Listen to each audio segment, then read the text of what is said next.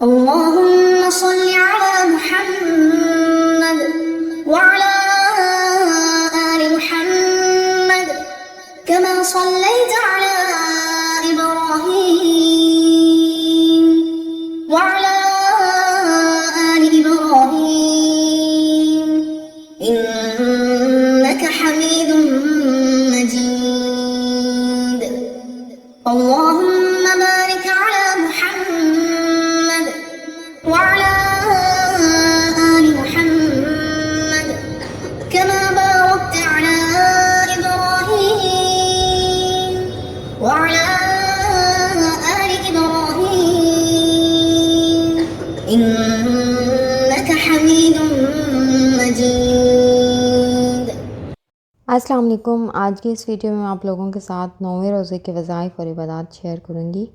Video کا آغاز کرنے سے پہلے چینل کو سبسکرائب کریں، نوٹیفیکیشن کے لیے بیل آئیکن کو پریس کریں اور اس کے ساتھ ہی مجھے فیس بک اور انسٹاگرام پہ بھی فالو کریں. دونوں کے لنک آپ کو اباؤٹ میں مل جائیں گے. آئیے ویڈیو کا آغاز کرتے ہیں. سب سے پہلے نماز تہجد کے بعد آپ نے 100 مرتبہ یہ دعا پڑھنی ہے اور 41 مرتبہ نیچے سجدے کی حالت میں یا اللہ یا وہابو پڑھنا ہے. اور اس کے بعد فجر کی نماز کے بعد 100 مرتبہ یا اللہ یا ودودو پڑھنا ہے. جس گھر میں ناچاکی رہتی ہو تو 1000 مرتبہ یا ودودو پڑھ کر کسی میٹھی چیز پر دم کریں اور سب کو کھلا دیں. ناچاکی دور ہو جائے گی. اگر کسی عورت کا خاوند اس سے ناراض ہو اور بات بے بات جھگڑا کرتا ہو یا مارتا ہو تو وہ عورت 3000 مرتبہ یا ودودو پڑھ کر چینی یا کسی میٹھی چیز پر دم کر کے خاوند کو کھلا دے. انشاءاللہ خاوند ٹھیک ہو جائے گا. اور فجر کی نماز کے بعد 1 مرتبہ آپ نے یہ دعا بھی پڑھنی ہے. رزق کی ترقی کے لیے، نوکری لگ جانے کے لیے اس مبارک سورہ کا 41 مرتبہ پڑھنا، پھر 41 روپے راہ خدا میں خرچ کرنا. 41 روز تک یہی عمل کرنا نہایت مفید ہے، مگر بدبودار اشیاء کا استعمال منع ہے ورنہ عمل میں اثر پیدا نہیں ہوگا. اگر کوئی شخص گم ہو جائے، اس کے سلامت واپس آنے کے لیے اس صورت کو ہرن کی کھال پر لکھ کر کسی درخت میں لٹکانا نہایت مجرب عمل ہے. اور اس کے بعد آپ نے 100 مرتبہ یہ دونوں تسبیح پڑھنی ہے اور یہ سارے عمل آپ نے فجر کی نماز کے بعد کرنے ہیں. پھر ظہر کی نماز کے بعد 11 مرتبہ آپ نے یہ سورت پڑھنی ہے.